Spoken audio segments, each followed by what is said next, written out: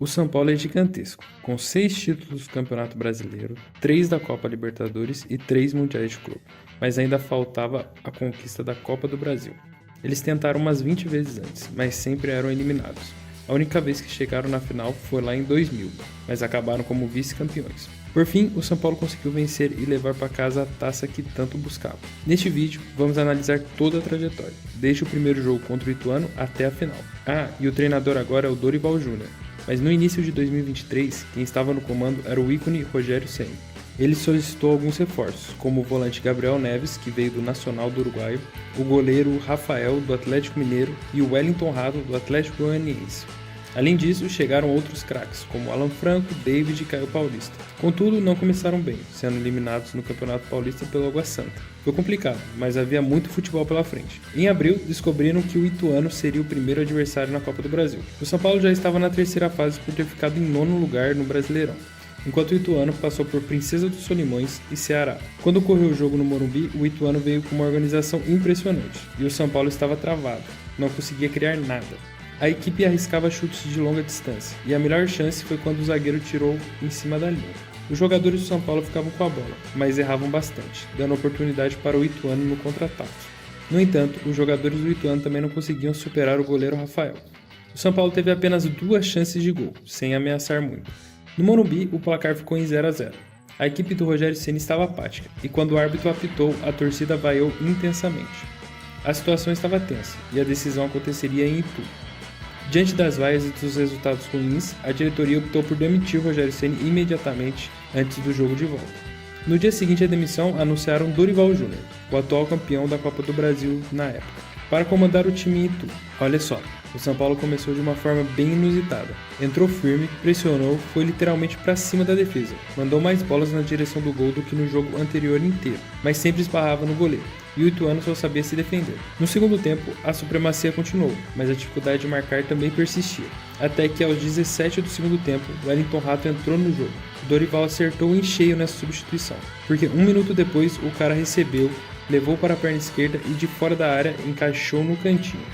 Após um jogo e meio, finalmente abriram o placar, e a partir daí o Ituano não fez mais nada. Então, após 8 minutos de acréscimo, o árbitro apitou e o São Paulo avançou 1-0 na soma dos resultados, garantindo vaga nas oitavas. Foi sofrido, mas superaram o Ituano. Para saber o próximo adversário, ocorreu um sorteio. Poderia ser qualquer um, Flamengo, Palmeiras, Corinthians, esses aí. Mas veio um time do Nordeste, o Sport. Após eliminar o Curitiba por 5-3 no agregado, eles estavam marcando muitos gols. Então, o primeiro jogo seria na Ilha do Retiro. E veja só, o Sport até aquele momento estava invicto jogando em casa há mais de um ano.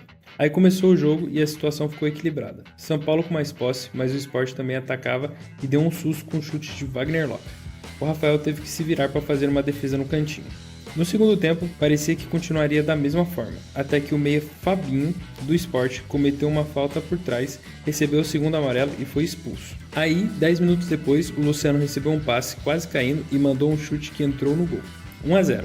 O Luciano entrou e já deixou a sua marca. Depois disso, o Sport não conseguiu reagir. São Paulo pressionando e no finalzinho, com o passe do Caleri, o Marcos Paulo só empurrou para dentro. 2-0 fora de casa. Parecia que a classificação estava garantida no Morumbi. Era só não perder por 2 gols.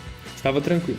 Aí, no primeiro tempo, jogando em casa, o São Paulo aproveitou os espaços que o Sport dava e Michel Araújo tabelou com o Luciano. Entrou na área driblando, deixou o zagueiro no chão e tocou por cima do goleiro. Golaço. O placar agregado agora era de 3-0. A torcida já estava comemorando a classificação. Só que antes do fim do primeiro tempo veio o primeiro vacilo. Num belo chute, o goleiro Rafael deu rebote e o Alisson Cassiano fez 3-1. Isso deu ao Sport esperança. E no segundo tempo, no escanteio, a bola chegou à cabeça do Sabino, que mandou para 6, 3-2. Depois, o São Paulo até se defendeu melhor, mas lá para o final o Sport cresceu e aos 49 do segundo tempo teve outro escanteio. Sabino marcou novamente, o terceiro gol do Sport, empatando o agregado em 3-3. O que parecia resolvido foi para os pênaltis. Que decepção! Mas, mesmo com esse empate frustrante, os São Paulinos converteram todas as cobranças e o goleiro Rafael defendeu uma. São Paulo venceu por 5-3 nos pênaltis e avançou para a próxima fase. Que sufoco, cara! Estavam nas quartas e, para definir os confrontos, teve outro sorteio. O adversário sorteado foi o Palmeiras, o atual campeão brasileiro e um dos favoritos ao título. Clássico choque rei. e no histórico o São Paulo estava mal. Dos últimos 7 confrontos com o Palmeiras, só tinha vencido um, e um mês antes de se enfrentarem na Copa do Brasil, perdeu por 2-0 em casa no Brasileirão. Então, os dois times foram para o Morumbi. No início, o jogo estava equilibrado, ninguém conseguia marcar e o primeiro tempo terminou empatado. No intervalo, o São Paulo teve um problema. Calera e Luciano tiveram que sair machucados. Perderam o 9 e o 10 do time, mas mesmo sem eles no segundo tempo, criaram algumas boas chances. Até que aos 38 do segundo tempo, Wellington Rato passou para Rafinha, que mandou no ângulo de primeira. A bola desviou no meio do caminho e o Everton não pegou. São Paulo venceu o Palmeiras por 1-0. Saiu para o Allianz Parque com vantagem, mas uma vantagem apertada. Na semana seguinte, foram para o estádio do Palmeiras e, para o alívio dos São Paulinos, Calera e Luciano já estavam de volta. Agora, o Palmeiras estava começando atrás. Na primeira chance, partiram para cima até que aos 34 minutos, o lateral do Palmeiras cruzou torto. A bola foi bater no gol. O goleiro do São Paulo vacilou e o Palmeiras fez gol sem querer. No lance de sorte, o Palmeiras empatou e o segundo tempo seria nervoso. Mas o São Paulo voltou mais organizado e, com poucos minutos rolando, o lateral fez a jogada. Logo ela caiu para o Luciano, que passou para Caio Paulista, que ficou cara a cara com o Everton e marcou 2-1 no agregado. Depois disso, o Palmeiras não se encontrou. Teve que apelar para o chute de longe e, numa cobrança de falta, o São Paulo quase fez outro. Calera deu uma cabeçada imparável, só que o juiz marcou falta de ataque. Não valeu. No final da partida, numa tabela com Juan, David correu sozinho, chutou e fechou o caixão. 2-1 na volta, 3-1 no agregado. O São Paulo estava nas semifinais. Derrubou um gigante e mostrou que estava ali para fazer história. Faltava só passar por mais um time para chegar na decisão. E a única final da Copa do Brasil que o São Paulo jogou foi em 2000. Agora tinha chance de ir mais uma vez, enfrentando o Corinthians no Clássico Majestoso. O Corinthians era o vice atual, com praticamente o mesmo time que chegou na final do ano passado, com Yuri Alberto, Roger Guedes e Renato Augusto. Ia ser desafiador. Olha, se você assistiu o vídeo até aqui, eu acredito que você esteja gostando. Então quero te lembrar que se inscrevendo no canal, você apoia meu sonho de pagar boleto fazendo o que ama. Muito obrigado. No primeiro confronto, na Neoquímica Arena, as equipes iniciaram o jogo estudando-se, sem muita movimentação. O São Paulo dominava o meio-campo, mas só arriscava chutes de fora da área. No entanto, logo após o intervalo, o Corinthians atacou. A bola desviou no zagueiro e sobrou para Michael, que passou para Renato Augusto mandar um chute certeiro no cantinho, uma finalização precisa para abrir o placar. Mas a resposta veio rapidamente. Luciano recebeu na entrada da área, levantou o pé esquerdo e disparou um chute que acertou na trave e entrou. A bola não entraria, mas bateu nas costas do Cássio. Que azar! Tanto que o gol foi registrado como gol contra. Para o São Paulo, o empate na Neoquímica Arena era quase uma vitória. Aos 35 do segundo tempo, a bola caiu na área, o zagueiro do São Paulo falhou e Renato aproveitou para chutar e fazer o segundo. 2-1 para o Corinthians. O Corinthians venceu o jogo e agora estava com vantagem. Será que o São Paulo mais uma vez iria cair sem chegar à decisão? Essa partida ocorreu em 25 de julho e a volta só aconteceria no meio de agosto. O São Paulo agitou o mercado de transferências, surpreendendo a todos quando chegou no Morumbi James Rodrigues. Mas o que realmente surpreendeu foi dias depois, com o retorno do prata da casa, Lucas Moura. Após uma década na Europa com PSG e Tottenham, Lucas Moura retornou ao São Paulo para vestir a camisa 7. Na partida de volta contra o Corinthians, Dorival escalou Lucas entre os titulares. Em 16 de agosto, ambos os times entraram em campo, e a torcida do São Paulo lotou o Morumbi com 62 mil pessoas, fazendo uma festa impressionante. O São Paulo tinha um objetivo claro, marcar gols. Começou perdendo, então precisava atacar, e foi uma tensão gigante. O Corinthians tentava se segurar como podia, mas rapidamente, aos 12 minutos, a vantagem evaporou. No erro de saída de bola do Cássio, Wellington Rato recebeu e avançou, e com a perna esquerda acertou um chutaço no ângulo, um gol indefensável, estava tudo igual. E o Lucas Moura, mostrando serviço, cruzou na cabeça de Wellington Rato, que mandou de volta para dentro da área e fez o segundo. Ele entrou com bola e tudo, jogou o Cássio para trás e virou o agregado. Houve reclamações de mão na queda, mas o VAR confirmou o gol e no primeiro tempo os caras já tinham cumprido o objetivo. Na sequência, continuaram indo para cima e por pouco não fizeram outro. No segundo tempo, também tiveram muitas chances desperdiçadas. No final, o Corinthians cresceu na partida e por pouco não empatou, mas ninguém mais marcou.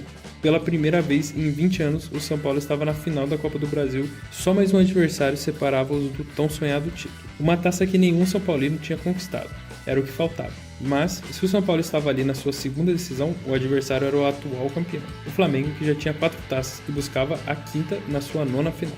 Além disso, o Flamengo tinha o elenco mais valioso e o maior investimento do Brasil. Após eliminar Palmeiras e Corinthians, enfrentar o Flamengo seria um desafio incrivelmente difícil. A primeira partida foi no Maracanã, mas o São Paulo não se abalou por jogar na frente da torcida adversária. No primeiro tempo, jogou como se estivesse em casa. O Alisson dominou o meio-campo, o Lucas Moura fazia arrancadas e o São Paulo chegava com perigo. O Flamengo estava desorganizado e o São Paulo foi superior na posse de bola. Faltava ser preciso na finalização. Aos 45 do primeiro tempo, o São Paulo deu o golpe. Caio Paulista tocou para Nestor, que cruzou na cabeça de Caleri para abrir o placar. O cabeceio indefensável. No final do primeiro tempo, 1-0 para o São Paulo. E Sampaoli, o técnico do Flamengo, saiu do campo antes de terminar o primeiro tempo. Na segunda etapa, o Flamengo melhorou consideravelmente, enquanto o São Paulo adotou uma postura mais defensiva.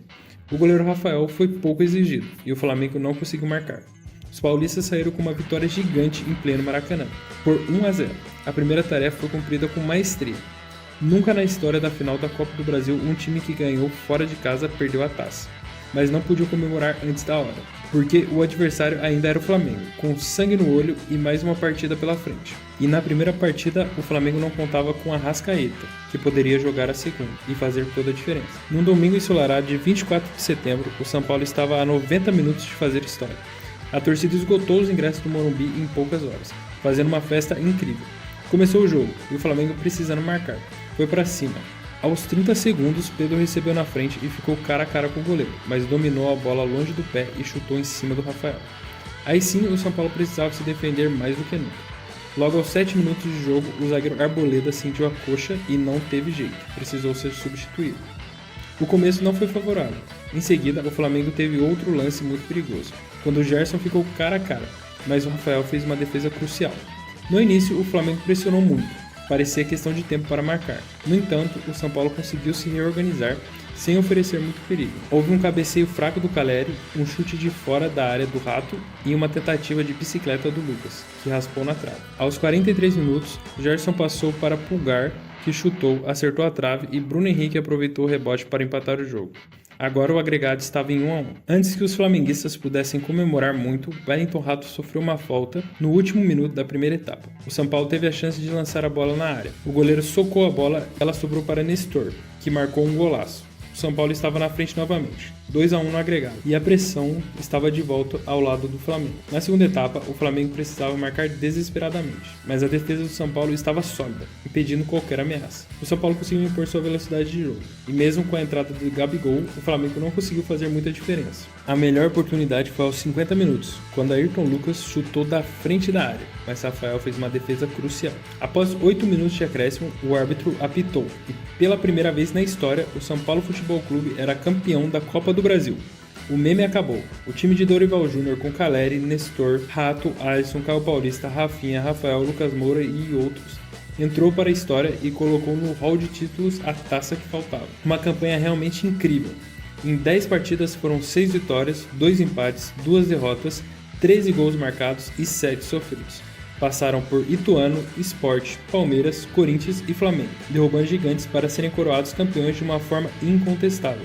E Lucas Moura, que saiu do São Paulo em 2012, após conquistar a Sul-Americana, voltou a ganhar um título pelo tricolor, escrevendo seu nome na história do clube. O São Paulo conquistou literalmente todos os títulos possíveis: 6 brasileiros, 3 Libertadores, 3 mundiais, uma Sul-Americana e agora a Copa do Brasil. Um feito gigante. Mas me diz aí, qual outra trajetória vocês querem que eu traga aqui no canal? E se ainda não se inscreveu, não se esquece de se inscrever para não perder os vídeos e deixar o seu like. Essas duas ações são muito importantes, galera, porque dessa forma que vocês me deixam motivados a continuar. E também, leva só 3 segundos para deixar o like e se inscrever. É isso, eu fico por aqui.